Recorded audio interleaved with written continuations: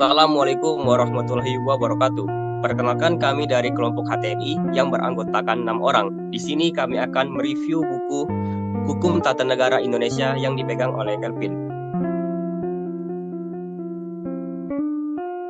Perkenalkan, nama saya Muhammad Faiz Nugroho.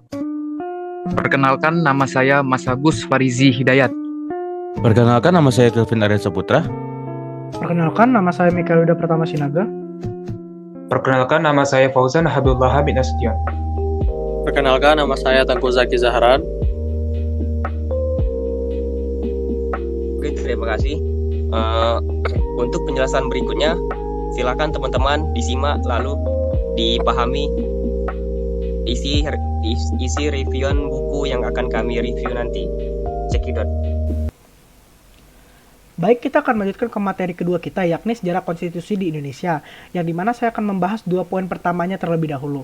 Yang pertama, ada masa Regenerings-Reglement, yang dimana secara yuridis RR ini merupakan peraturan umum yang dijadikan sebagai peraturan dasar yang dibuat oleh raja atau ratu Belanda bersama parlemen untuk mengatur pemerintahan daerah jajahan di Hindia Belanda pada saat itu.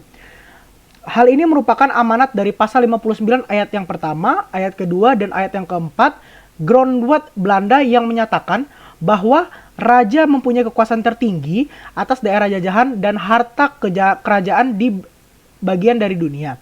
Lalu lanjut, saya akan membahas masa yang kedua, yakni dalam sejarah konstitusi Indonesia, masa kedua ini ialah masa Indische Staatsregeling, yang dimana IS atau Indische Staatsregeling ini adalah undang-undang dasar yang mengatur tata negara dan pemerintahan Hindia Belanda pada saat itu. IS ini mulai berlaku pada 1 Januari 1926 sebagai pengganti dari konstitusi sebelumnya, yaitu yang RR tadi, karena adanya perubahan Grondwet Belanda pada tahun 1922. Pada masa berlakunya Indische Staatsregeling ini, pembentukan peraturan di Hindia Belanda dilakukan oleh pemerintah Hindia Belanda bersama-sama dengan Volksraad atau parlemen atau lembaga perwakilan rakyat yang sebagian besar anggotanya terdiri dari orang Indonesia asli. Lanjut, salah satu ketentuan menarik dari IS ini ialah pembagian golongan untuk masyarakat Hindia Belanda sebagaimana diatur dalam pasal 163 LS yang terdiri dari pertama golongan Eropa, yang kedua golongan Timur Asing, yang ketiga golongan pribumi atau bumi putra, dan keberadaan IS sebagai peraturan yang seolah-olah dijadikan konstitusi Hindia Belanda tetap dipertahankan pada masa pendudukan Jepang. Meskipun secara de jure pemerintahan Jepang di Hindia Belanda diatur dalam peraturan Bala Tentara Jepang, yakni Bala Tentara Jepang ini Osamu Serirei nomor 1 tahun 1942. Namun semua badan-badan pemerintahan termasuk hukum dan undang-undang dari pemerintah Belanda tetap diakui untuk sementara waktu sepanjang tidak bertentangan dengan peraturan militer Jepang. Hal ini berarti Indische Staatsregeling ini tetap berlaku seperti Volksraad van Nederlands Indie dan Gubernur Jenderal yang diganti dengan Gunsekan.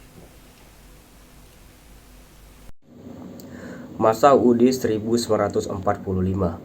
Sehari setelah proklamasi kemerdekaan Republik Indonesia yang dibacakan oleh Insinyur Soekarno dan Muhammad Hatta serta seluruh rakyat Indonesia pada 17 Agustus 1945, Konstitusi Indonesia sebagai suatu revolusi Grondwet telah disahkan pada 18 Agustus 1945 oleh Panitia Persiapan Kemerdekaan Indonesia atau PPKI dalam sebuah naskah yang dinamakan Undang-Undang Dasar Negara Republik Indonesia. Menariknya, PPKI secara matematis hanya memerlukan waktu kurang dari 24 jam untuk mengesahkan rancangan Undang-Undang Dasar.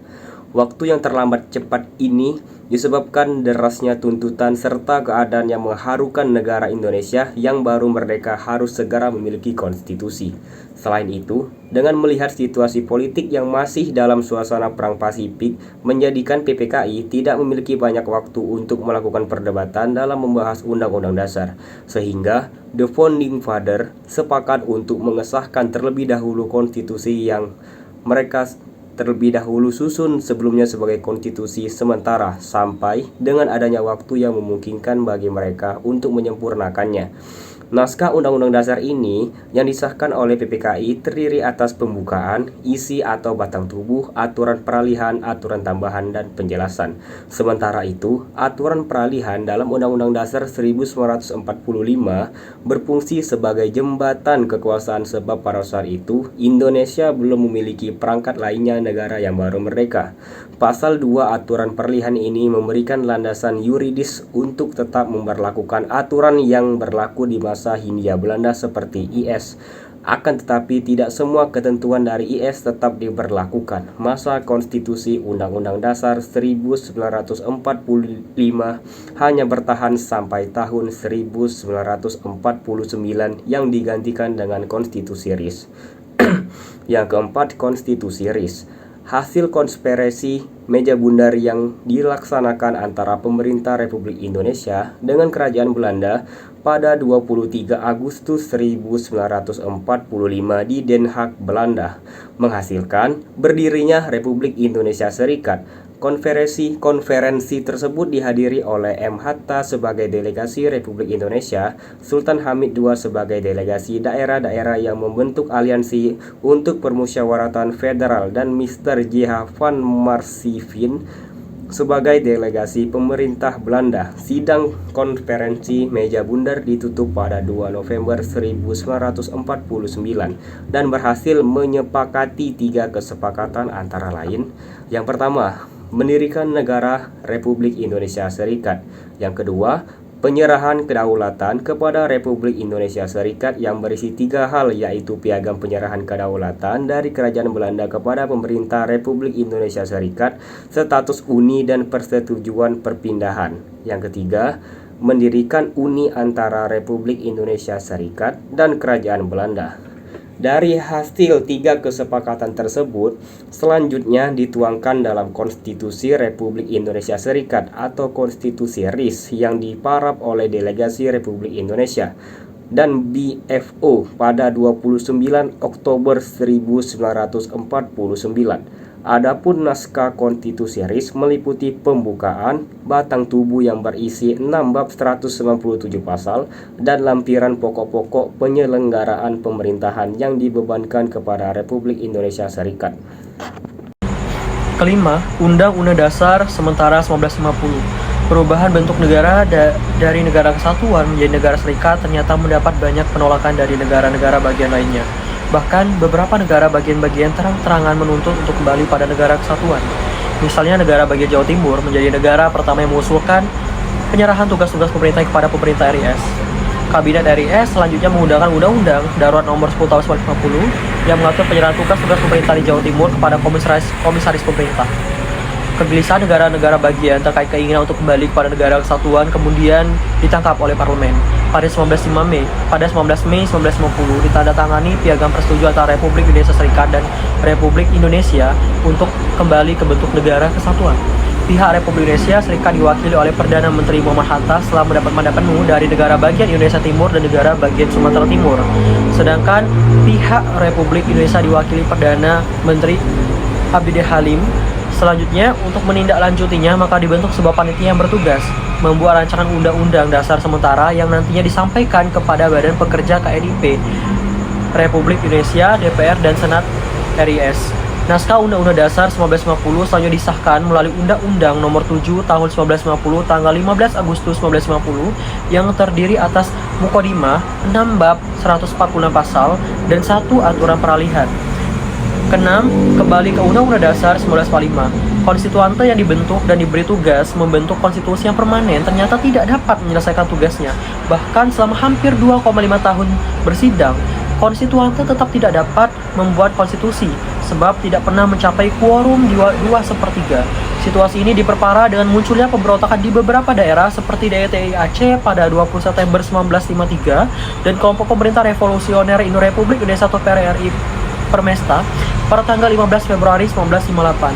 Bahkan, adanya konflik kepemimpinan di kalangan elit politik yang tidak terselesaikan sampai membuat Wakil Presiden Muhammad Hatta mengundurkan diri pada 1 Desember 1956. Menghadapi hal ini, Presiden Soekarno kemudian memberikan amanat kepada sidang konstituante pemerintah untuk kembali ke Undang-Undang Dasar 1945 tanpa melalui proses amandemen. Terdapat 4 alasan penting Presiden menggunakan jalur penyelesaian ini. Pertama, dalam keadaan genting saat itu, Undang-Undang Dasar 1945 bisa menjadi jalan keluar. Kedua, makna simbolik Undang-Undang Dasar 1945 sangat besar, yakni sebagai Undang-Undang Dasar yang berakar pada kebudayaan Indonesia dan merupakan perwujudan ideologi Indonesia yang sesungguhnya. Ketiga, struktur organisasi negara yang digariskan Undang-Undang Dasar 1945 akan memperlancar jalannya pemerintah yang efektif. Keempat, kembali ke Undang-Undang Dasar 1945 benar-benar sesuai dengan hukum yang berlaku. Selanjutnya, pasca reformasi tahun 1998, Undang-Undang Dasar 1945 diamandemen sebanyak 4 kali, yakni amandemen pertama, Undang-Undang Dasar 1945 yang ditetapkan pada tanggal 19 Oktober tahun 1999 dan berhasil mengamandemen sebanyak 9 pasal. Amandemen kedua Undang-Undang Dasar 1945 yang ditetapkan pada tanggal 18 Agustus 2000 yang mengamandemen sebanyak 25 pasal. Amandemen ketiga Undang-Undang Dasar 1945 yang ditetapkan pada tanggal 9 November 1999 dan mengamandemennya sebanyak 23 pasal. Dan amandemen keempat Undang-Undang Dasar 1945 yang ditetapkan pada tanggal 10 Agustus 2002 dengan hasil mengamandemen 13 pasal serta 3 pasal aturan peralihan dan 2 pasal aturan tambahan. Dalam bab nilai dan klasifikasi konstitusi, kita mempelajari yang adanya nilai konstitusi. Yang pertama adalah nilai konstitusi. Menurut Karl Lowenstein, dalam bukunya Reflection on the Value of Constitution in Our Revolutionary Age, membagi nilai konstitusi menjadi 3 bagian, yakni nilai semantik, nilai normatif, dan nilai nominal. Adapun pengertian dari nilai-nilai tersebut yaitu: yang pertama, nilai normatif adalah ketentuan konstitusi yang dijadikan pedoman atau pegangan yang mutlak bagi kehidupan berbangsa dan diterima oleh segenap rakyat secara mutlak. Dan yang kedua, nilai semantik. Nilai semantik adalah konstitusi yang hanya sebatas legalitas penguasa untuk mengatur, tetapi dalam ini dibukukan demi kepentingan penguasa atau kepentingan pemegang kekuasaan yang sebenarnya. Dan yang ketiga yaitu nilai nominal. Nilai nominal adalah konstitusi dianggap memiliki nilai nominal jika konstitusi tersebut menurut hukum berlaku, tetapi tidak dilaksanakan sebagaimana mestinya, yaitu tidak memiliki kenyataan sempurna. 3 nilai konstitusi tersebut dapat dijadikan acuan untuk menilai konstitusi kita, yakni Undang-Undang Dasar Negara Republik Indonesia tahun 1945. Pada masa Orde Lama, Undang-Undang Dasar 1945 memang berlaku secara umum. Akan tetapi, keberlakuannya hanya untuk legalitas kepentingan pemegang kekuasaan saja dalam rangka melaksanakan Undang-Undang 1945. Kenyataan ini diperkuat dengan ikut campurnya penguasa saat itu dalam berbagai kekuasaan pasca diterapkannya demokrasi terpimpin. Meskipun Undang-Undang Dasar 1945 menganut distribusi kekuasaan, namun pada kenyataannya Presiden memiliki kekuasaan yang sangat besar terhadap cabang kekuasaan lainnya. Demikian juga pada masa Orde Baru. Undang-Undang Dasar 1945 dijadikan sebagai dokumen yang sangat rigid agar tidak mudah diubah atau diamandemen. Tujuannya tentu untuk melenggangkan kekuasaan presiden yang pada saat itu juga bersifat sangat absolut. Dari 2 zaman ini, Orde Lama dan Orde Baru, dapat kita lihat Undang-Undang 1945 pada saat itu adalah bersifat semantik.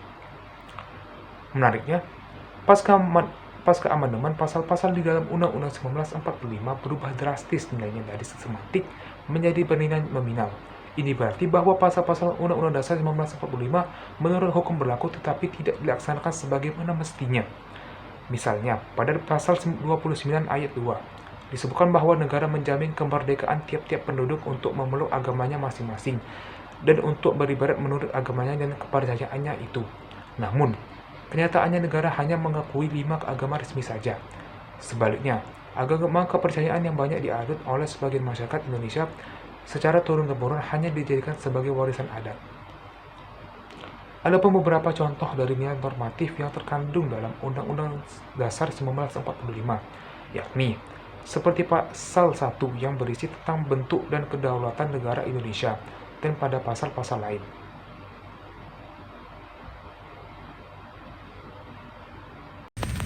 Dua, klasifikasi konstitusi. Adapun beberapa penjelasan dari klasifikasi konstitusi ini yakni: yang pertama, konstitusi tertulis, bernaskah, dan konstitusi tidak tertulis. Konstitusi yang tertulis yaitu dituangkan ke dalam naskah atau tulisan seperti halnya hukum yang tertulis, Gesetzrecht, yang termuat dalam undang-undang. Sementara itu, konstitusi tidak tertulis tidak dituangkan ke dalam naskah seperti halnya hukum yang tidak tertulis, seperti kebiasaan atau konvensi. Yang kedua, konstitusi fleksibel dan konstitusi rigid. Konstitusi bersifat fleksibel, yaitu isinya dapat menyesuaikan dengan perkembangan zaman atau mudah dilakukan perubahan. Ini berarti bahwa konstitusi fleksibel dikaitkan dengan cara perubahannya, apakah mudah atau sulit. Konstitusi memiliki sifat rigid, yaitu kedudukannya atau derajatnya lebih tinggi dari peraturan perundang-undangan yang lain, dan hanya dapat diubah dengan cara khusus istimewa. Yang ketiga, konstitusi derajat tinggi dan konstitusi tidak derajat tinggi. Konstitusi derajat tinggi, konstitusi memiliki derajat yang tinggi apabila memenuhi dua syarat. Yang pertama, kedudukannya berada di atas undang-undang. Dan yang kedua, untuk mengubah konstitusi harus melalui cara yang lebih berat dari peraturan undang-undang yang lain. Sedangkan dipandang sebagai konstitusi derajat rendah jika suatu konstitusi tidak memiliki kedudukan serta derajat seperti konstitusi derajat tinggi. Yang keempat, konstitusi serikat dan konstitusi kesatuan. Di dalam negara konstitusi serikat terdapat pembagian kekuasaan antara pemerintahan negara serikat dan pemerintahan negara-negara bagian yang diatur dalam konstitusinya. Sedangkan konstitusi kesatuan berbeda dengan negara serikat. Di negara kesatuan pembagian kekuasaan kepada negara bagian tidak ditemukan sebab semua kekuasaan berada di tangan pemerintahan rakyat. Yang kelima, konstitusi pemerintahan presidensial dan pemerintahan parlementer. Klasifikasi konstitusi ini dikaitkan dengan bentuk pemerintahan dari negara tersebut. Jika bentuk pemerintahannya presidensial, maka konstitusi ini adalah konstitusi presidensial. Sebaliknya, jika bentuk pemerintahannya parlementer, maka konstitusinya adalah konstitusi parlementer. Yang keenam, konstitusi republik dan konstitusi kerajaan. Sama halnya seperti konstitusi negara serikat dan kesatuan, konstitusi republik dianut oleh negara yang memiliki bentuk negara republik seperti Amerika Serikat dan Indonesia. Sedangkan konstitusi monarki dianut oleh negara yang berbentuk kerajaan seperti Arab Saudi, Uni Emirat Arab, Belanda, dan Thailand. Berdasarkan klasifikasi konstitusi di atas, kita dapat melihat bahwa konstitusi Indonesia yakni Undang-Undang 1945 termasuk dalam klasifikasi yang pertama, konstitusi yang tertulis sebab dituangkan ke dalam sebuah dokumen. Yang kedua, konstitusi berderajat tinggi sebab Undang-Undang 1945 merupakan hukum tertinggi dalam hierarki peraturan perundang-undangan di Indonesia. Yang ketiga, konstitusi kesatuan sebab bentuk negara Indonesia adalah kesatuan. Yang keempat, konstitusi presidensial sebab sistem pemerintahan Indonesia adalah presidensial. Yang kelima, konstitusi republik sebab bentuk negara Indonesia adalah presidensial.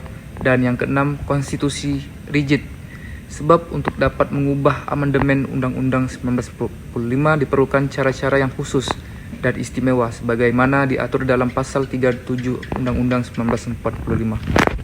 Perubahan konstitusi sebagai dokumen hukum, konstitusi dituntut untuk selalu selaras dengan zamannya. Sebab jika konstitusi lambat mengikuti zaman, kekuasaan yang legalitasnya diberikan oleh konstitusi negara tersebut menjadi tidak tak terbatas.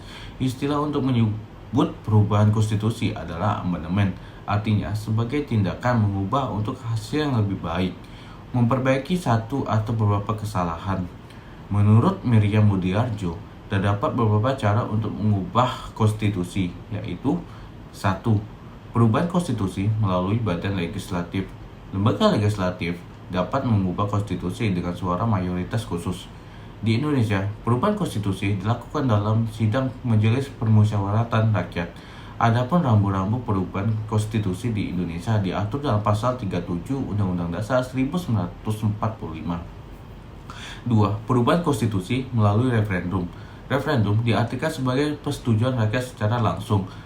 Referendum adalah pemungutan suara di mana semua orang di suatu negara atau wilayah diminta untuk memberikan pendapat mereka tentang atau memutuskan pertanyaan politik atau sosial yang penting. 3. Amandemen yang dilakukan oleh sejumlah negara bagian. Pada negara yang berbentuk serikat federasi, umumnya ada syarat dari semua negara bagian untuk amandemen konstitusi. Persetujuan ini dapat diajukan melalui pemungutan suara ataupun melalui legislatif negara bagian. 4. Perubahan konstitusi melalui badan ad hoc. Perubahan konstitusi melalui badan khusus pernah dilakukan di Indonesia, yakni pasca bubarnya negara Republik Indonesia Serikat melalui konstituante. Adapun dasar hukum pembentukan konstituante yakni pasal 134 Undang-Undang Dasar Sementara 1950. F. Konvensi Ketatanegaraan sebagai bagian dari konstitusi. VDC pernah berpendapat bahwa hukum tata negara terdiri dari dua bagian inti, yakni hukum konstitusi, constitutional law, dan konvensi dua bagian inti, Convention of the Constitution. Hukum konstitusi terdiri dari undang-undang di bidang ketatanegaraan, putusan hakim, dan adat. Sementara itu, konvensi ketatanegaraan merupakan praktik-praktik yang perilaku dan dihormati dalam kehidupan kenegaraan, walaupun tidak dapat disebut sebagai pelanggaran jika tidak dilakukan. Konvensi ketatanegaraan memiliki beberapa ciri-ciri sebagai berikut. Yang pertama, konvensi adalah bagian dari kaidah ketatanegaraan, konstitusi, yang tumbuh, diikuti, dan ditaati dalam praktik penyelenggaraan negara. 2. Konvensi sebagai bagian dari konstitusi yang tidak dapat dipaksakan oleh melalui pengadilan. 3. Konvensi ditaati semata-mata didorong oleh tuntunan etika, akhlak atau politik dalam penyelenggaraan negara. 4. Konvensi adalah ketentuan-ketentuan mengenai bagaimana seharusnya, sebaiknya, powers dilaksanakan. Sekian reviewan materi dari kelompok kami. Terima kasih atas perhatiannya. Lebih dan kurangnya kami mohon maaf. Kepada Allah kami mohon ampun. Wassalamualaikum warahmatullahi wabarakatuh.